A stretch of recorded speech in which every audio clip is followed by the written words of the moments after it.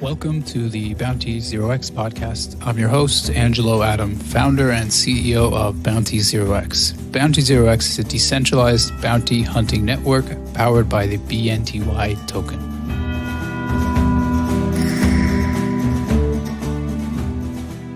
Today is November 20th, 2018, and my guest on the show is Jason Rosentine. Jason is CEO of Portion.io. Portion is a art, luxury, and cryptocurrency platform. Through Portion's smart contracts and distributed technology, art and collectibles are able to enter a free market like never before. So, Jason, tell me a little bit about Portion. Yes, and first of all, Angelo, thank you for having me on the show. I'm very excited to be here. So what we're doing at Portion is we're bringing some transparency to the world of arts and collectibles. So right now, arts and collectibles, believe it or not, is the world's second most unregulated market, coming right after drugs. So still on target to really make some advances in market size over the next couple of years. Arts and collectibles will be 2.7 trillion by the year 2026, but yet there still is not any transparency as to exactly what happened. There's still fraudulent goods being sold. There's still a heavy black market in the industry. And so for us at Portion, we really see a fantastic use case to take blockchain technology, which a lot of people, of course, are talking about these days, and really have a useful combination of this technology with a market that needs it very much. So how did you get into the cryptocurrency space, and what made you decide to start working on this company in particular? Yeah, so I got involved in Bitcoin mining pretty early in 2011. So I was fascinated by what Bitcoin could do for the world of financial transactions. And as a developer, I started making these prototypes, kind of looking forward to a world where beyond financial transactions, blockchain would be used for transactions of data. So with two startups under my belt already, by 2016, I developed a prototype that verified the authenticity and tracked the provenance of a Rolex watch. So essentially, I took a physical, tangible good and created a digital representation that could be tracked with the blockchain technology. So whose watch was it? It was a Rolex watch, and it was just my own watch that I was using for the sake of that prototype. And so you bought the watch at a watch dealer, a store?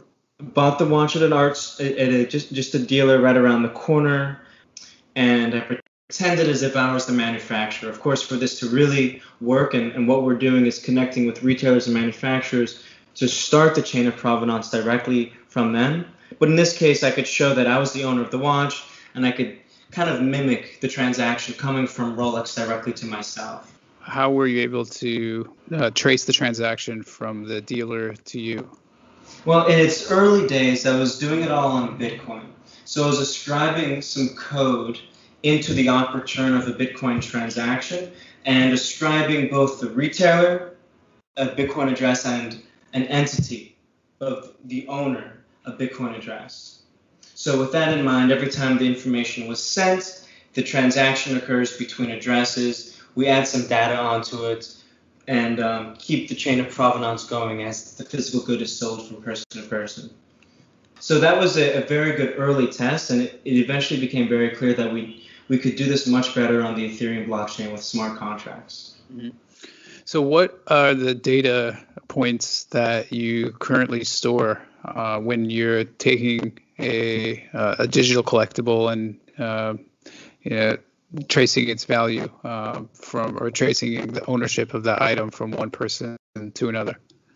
For digital collectibles specifically, and for digital art, we're starting the chain right at the primary artist. So they place the name of the art, they put a description in, they can add some other metadata like medium they used or some sort of dimensions if they thought that was important, and then send it directly as a blockchain certificate to the new recipient.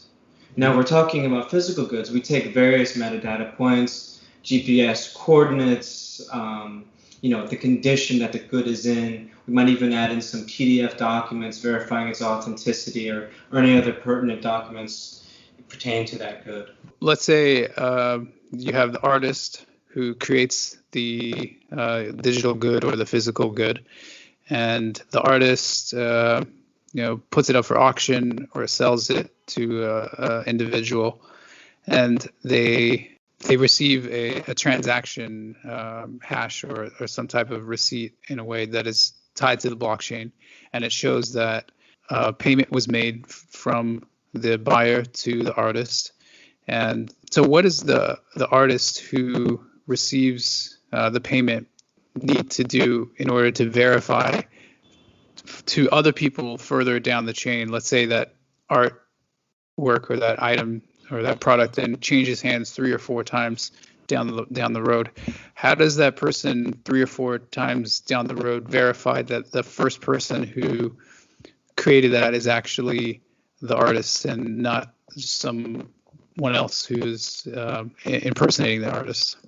Yes. So the artist starts the chain by creating the blockchain certificate. And that's really done on a pretty easy to use portal where blockchain's obfuscated. Essentially, the artist drags and drops a picture of the piece, they put the description and the name of it in, they click a button, and they instantly have the blockchain certificate. And that blockchain certificate is minted from the artist to themselves at the address that corresponds to them.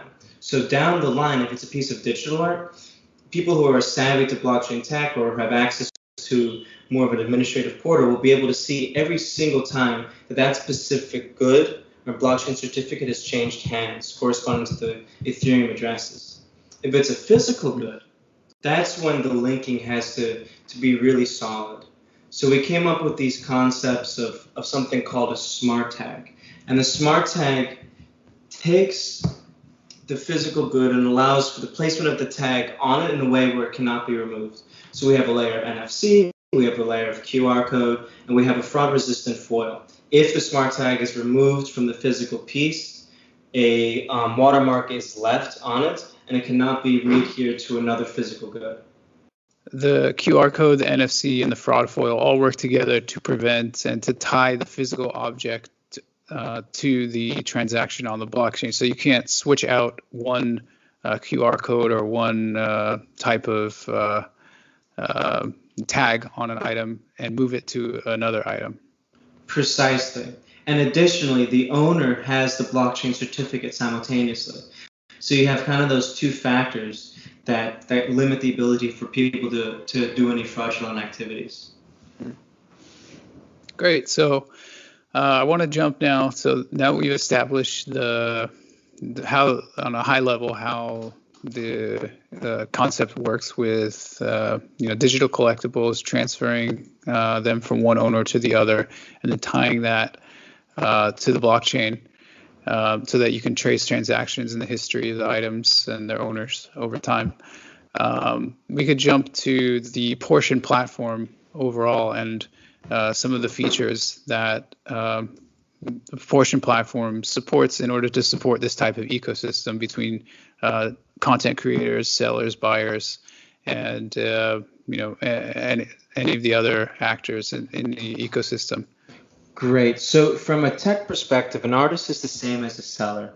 And the only thing that allows them to do is to create these blockchain certificates. So from a tech perspective, we're placing them on an access list, which gives them the ability to create blockchain certificates of authenticity. The seller at this point can be anybody worldwide who has cryptocurrency who's willing to engage in a bid-ask model on an exchange to purchase these physical and digital art and collectibles. Okay. And then, so are those the only two roles in the ecosystem, or are there others? Yeah, well, the role on the seller side is all the same. It's an artist, or it might be a brand, or a manufacturer, or a seller. But from our perspective, it looks exactly the same in that they're the individual who has the ability to create the certificate. So tell me about the bid-ask model. So if you're a seller and you have a bid-ask model, what does that look like when you're selling your goods through this model? Is it because you say it's an exchange? So when I think of an exchange, I think of like selling, I guess, fungible assets, which can be a number of people have access to a number of tokens, and those tokens are fungible, so that anyone can buy that same token. So how does the bid-ask model apply to a non-fungible marketplace? It works very similarly. It has a stock market-like feel. It has the dynamics that a lot of cryptocurrency enthusiasts are used to when they're trading altcoins. Essentially, for the non-fungible token, if it's only a one of one, for instance, the artist can put up an ask at, let's say, $1,000, and a buyer can come in and say $800 or $900, and the artist has the ability to accept that bid. So the hope is that that creates a free market where instead of having an ascending bid, where there can be a lot of collusion, and we see that happening at auction houses like Christie's and Sotheby's, we believe this is a freer, more transparent way for an exchange to occur of these sorts of things. Yeah, so you talked a little bit about some of the downsides of the current auction house model and some of the ways that the items being sold at auction can be some of the risks involved with actors who are purchasing items in the auction house model. So as you mentioned, there's the concept of shill bidding, or ascending auction format, where the price of the auction starts at, let's say, $100, and that's where the bidding opens, and people bid up the price, and then highest bidder wins the auction. You say that model is susceptible to artificial increases in price. Yeah, so what happens, so the first thing is that Christie's and Sotheby's sometimes make an agreement for a minimum price guarantee. And they might say, for this particular piece, we guarantee the seller $2 million. And if they don't hit that amount, they have to pay out the rest of it. So if it hits at 1.5 million, Sotheby's is liable in this case, for the other $500,000. So there are some cases, but there are some cases where shill bidding occurs, where the prices of these arts and collectibles are artificially increased, either because they have a minimum price guarantee or because they want to artificially increase the value of the entire series of a particular artist. Then there's also the concept of items being attributed to a certain artist, but which aren't actually originals, or which are not actually made by that artist. So you say that we mentioned some of the statistics show that it's the FTC is the governing body, the Federal Trade Commission, which governs auction fraud, and they receive over 30,000 complaints a year over this type of. So it's a pretty widespread issue that a number of people who are participating in auctions need to be aware of. And it's what is your sense of how serious of an issue this is in the industry, and some of the steps that are traditionally taken by people in this industry to protect against those types of risks? Yeah, I think that those risks are set to change within the next 5 years. We see a lot of the new technology coming out, adding to transparency and decentralization. It is set to change, and that's exactly what we're trying to do. Right? By making the free market, we can get rid of the shill bidding and collusion that oftentimes occurs. By adding in the layer of transparency, authenticity, provenance, we can practically guarantee that these goods are real, and instead of having fake things being sold and then a collusion occurring for the sale of it. So I want to jump over to some of the partnerships that you've made with other companies in the space. So you recently teamed up with Sneaker Inc., which is a leading media brand representative of sneaker culture. Tell us a little bit about what they do. Yeah, so they're releasing. So as you said, they're leading culture into the world of sneakers, right? And as you know, that's pretty tremendous market now with $1 billion secondary sales in sneakers, and it's more of a collectible than anything at this point.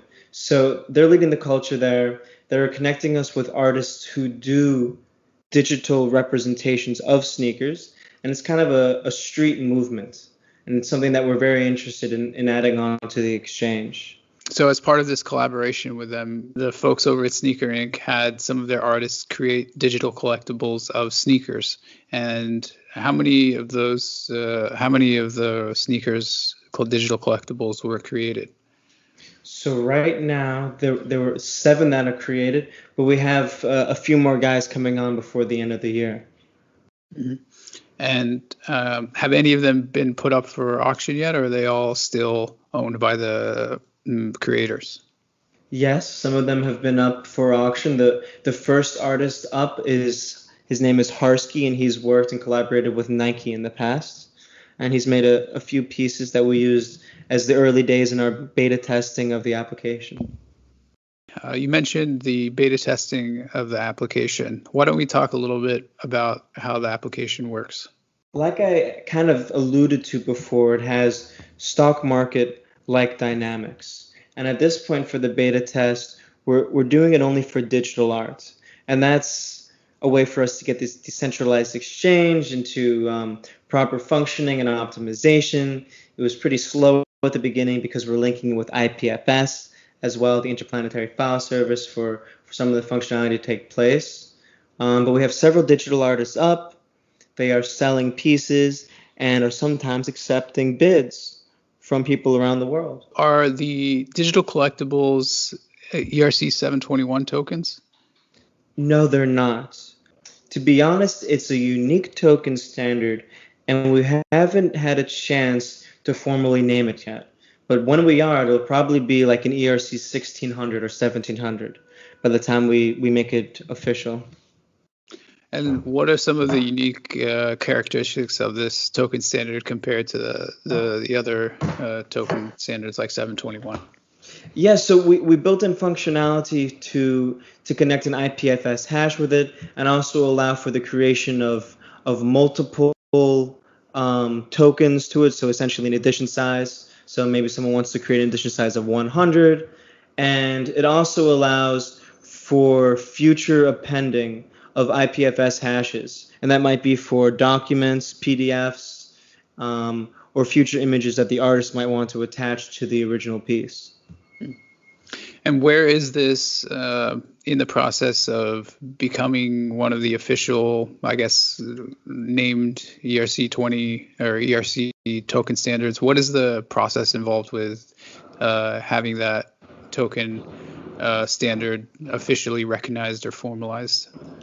Yeah, we're very early in the process of getting it officially recognized, and that's because we might have to make a few tweaks and changes, but we fully expect to come out in January and get on the GitHub where all the other ERCs are populated. So what is the current state of the platform? When did you guys launch the beta, and how many users have you guys onboarded, and how many items have been sold? And yeah, so we just launched the beta about 1 month and 10 days ago.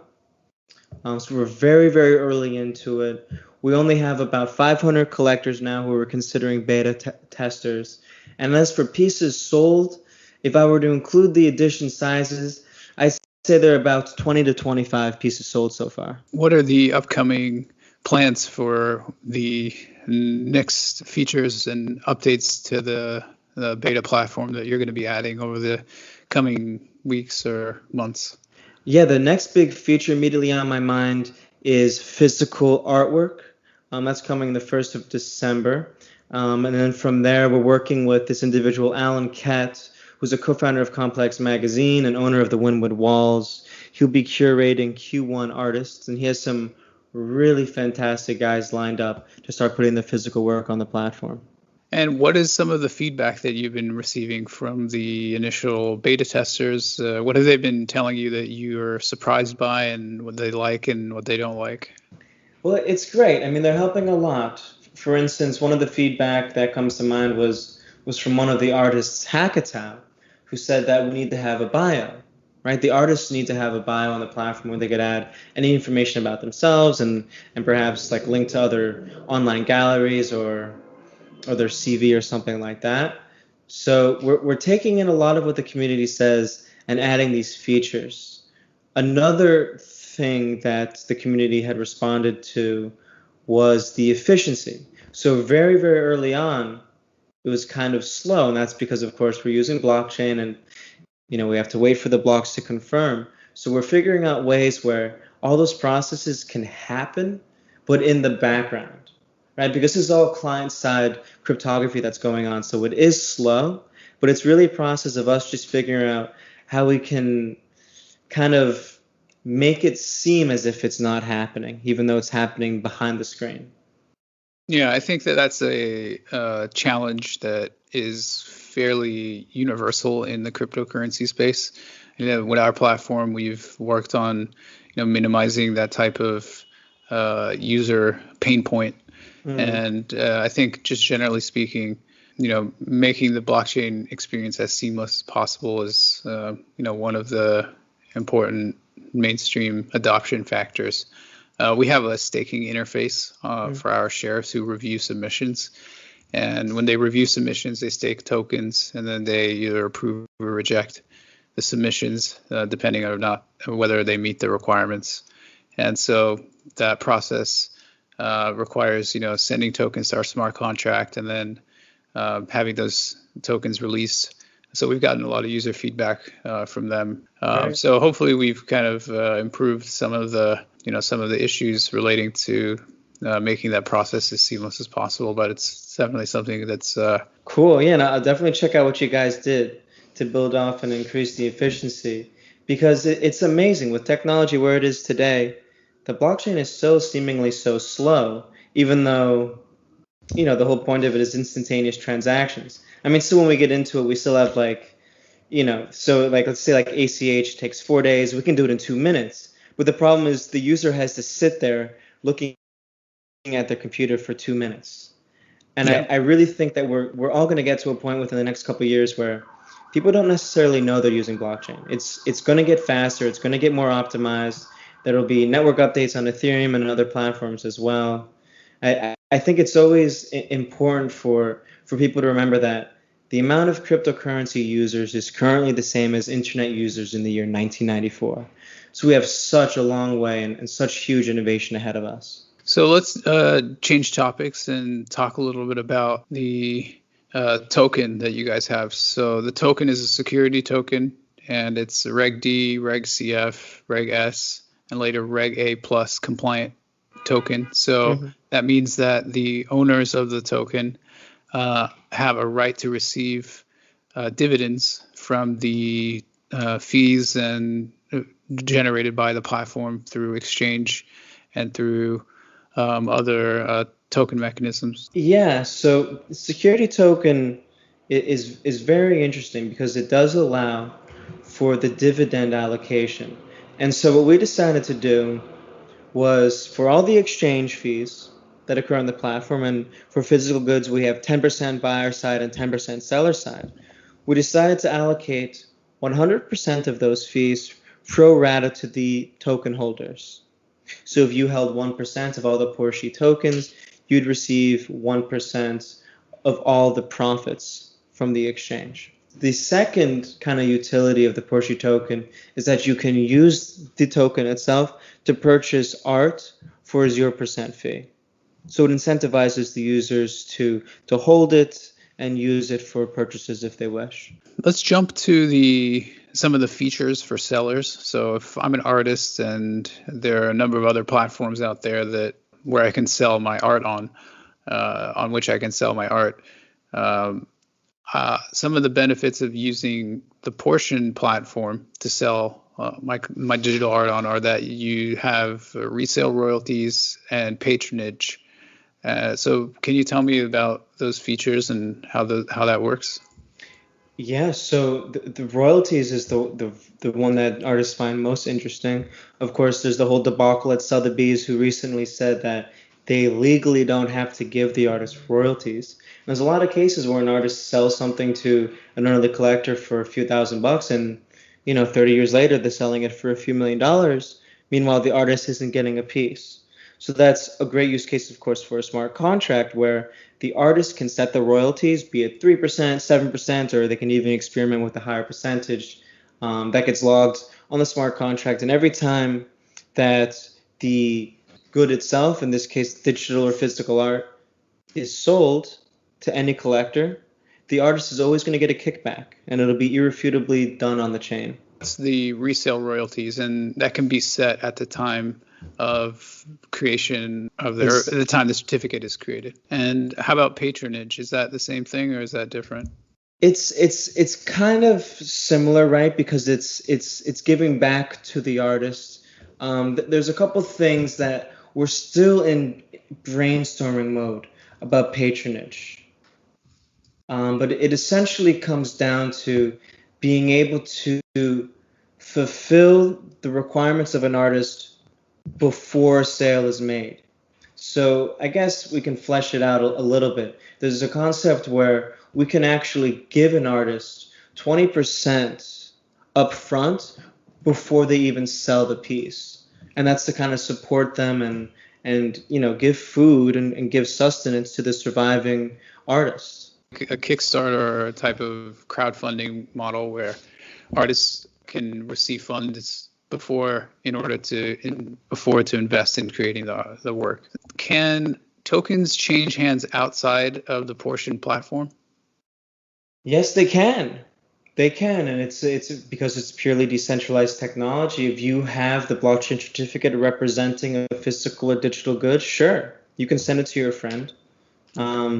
Unfortunately, that can be done without having it go through the smart contract. So if you did that, you're really just screwing over the artist at the end of the day. And so the platform is open to anyone to create the digital certificate for the artwork. So actually, it's not open to anyone at this point in time. It's very easy to get on board, but we have an access list. So once we put the artist on the access list, it gives them the rights on the platform to create the blockchain certificates. And that's really only for the early days. We're in beta testing mode to make sure that something to make sure that everything is functioning properly.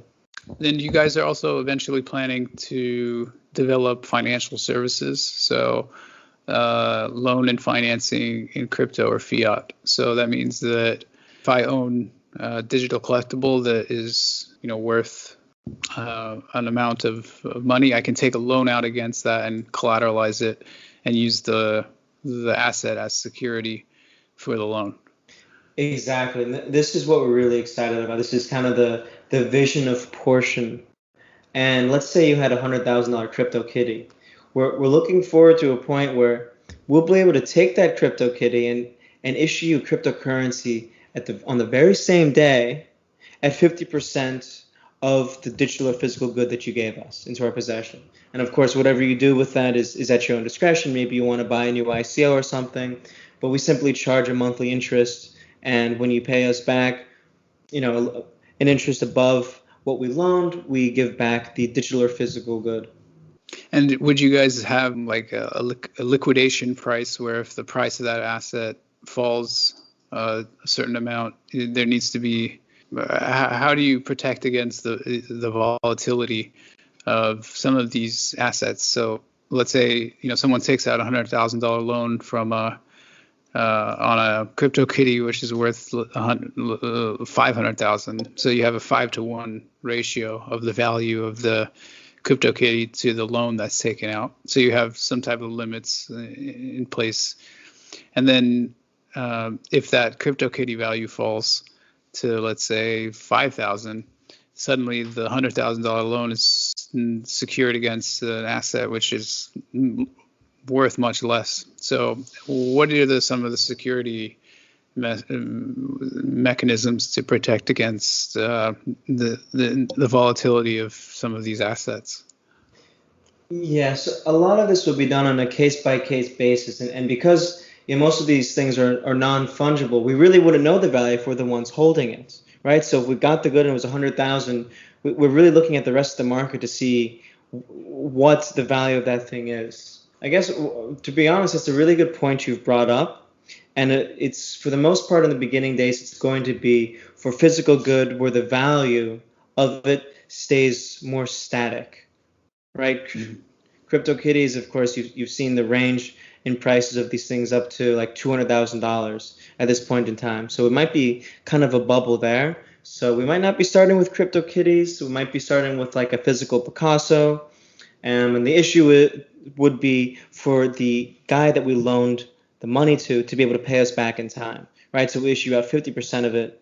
If you can't pay us back within whatever time frame we decided upon, we would have the right to liquidate that directly through the exchange. So that sort of thing is actually done by Christie's and Sotheby's as well, and they make a third of the revenue through that model. And so is Portion going to be issuing these loans, or are you going to make it like a marketplace where people offering loans it's almost like a marketplace for anyone who's willing to offer loans? Yeah, I mean, we're looking forward to a point where we can be that decentralized and building the support for that. But definitely in the early days, we'll be the issuer of the loans. We just had BlockFi, a company in the cryptocurrency space which offers loans securitized by crypto. So I think they currently support like Ethereum and Bitcoin, to back loans with. And we just had them on the podcast, and they talked a little bit about their product. And so this is similar to what BlockFi is doing, but they have a lot of regulatory requirements that all non-bank lenders need to, regulatory requirements that need to be met, and licenses. Have you guys started looking into some of the, licenses, and are you guys going to be applying on a state, in various states to get lending licenses? Yeah, there's a lot of regulatory issues and compliance that we have to meet.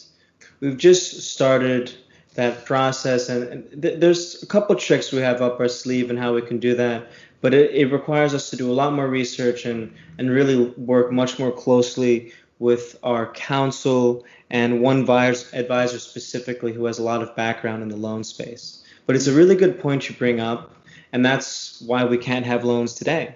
Because of all the regulatory hurdles that we need to jump to make it possible. So how did you get together with the other folks on your team to start this project? How did you meet each other, and tell me a little bit about that process? Yeah, so the first guy I met was my co-founder, Peter Engelman. Peter Engelman is the COO of Portion, and I met him when he was finishing up his part-time MBA at NYU. So essentially, there was a teammate hunt at a competition called the W.R. Berkeley Entrepreneurs Competition. There were 270 companies, and Peter and I joined forces and started coming up with kind of the business model for what would eventually become Portion. Several months later, we became semifinalists. We were very pleased with the state of the product and the state of the company at that point in time, and we continued to pursue it. It wasn't until January of this year, 2018, when we had the first version of our white paper and more of a clear vision as to exactly what we're going to do at Portion. 3.5 months later, we had finished our seed round for $5.5 million, and the first hire to come on was Jared Robin. He is VP of Growth, has a background in logistics and fashion, so he came on very quickly with a lot of excitement that he added to the culture here at Portion. Secondly, we got our CTO, Vlad Panov, straight out of JP Morgan, heading a division over there, very involved with finance there and even some undercover blockchain projects that they were doing. So he's a very, very, very interesting, very smart guy we have on board the team. And finally, we have Lydia Moon. Lydia Moon was the AVP marketing at Sotheby's, and her winning answer to one of our questions was that she'll make sure to do everything exactly opposite that Sotheby's does. Right? So that's one of the good requirements. Exactly. Because we always have seen ourselves kind of like the underdogs coming in to disrupt the space here with what the current world is doing. So we have a fantastic team. Everyone uniquely fits into this puzzle from a different angle, and the culture is great. We have a beautiful office out here in Soho, and everything is going very smoothly. So the seed round that you guys closed in the first quarter of 2018, who were some of the funds and companies that joined in to that? Yeah, so it was partially done by just private investors in the space. In total, we had 23 investors. The one leading guy was the first investor at WeWork. So he's very well known in the space. He loved the project. We had just a great time with him, and he continues to help as partner, as an investor today. So you have just solely funded in seed round by angel investors, no like VC funds or hedge funds or companies like that. Yes, that's right. We're very fortunate in that regard. Nice. Roadmap has the beta application for iOS and mobile and Android coming up. And when do you think that is going to be released? And what are the plans for the security token, I guess the ICO that you're holding? Yeah, so the plan for the mobile app is to be on Android and iOS by the beginning of next year, so Q1 2019. We have a fantastic partnership we formed with Siren Labs, who will pre-download Portion onto their smartphones, their blockchain phones, before they're released. So they're aiming to have 100,000 phones sold in the first year. So that will really add to our collectors and get some enthusiasm on that perspective.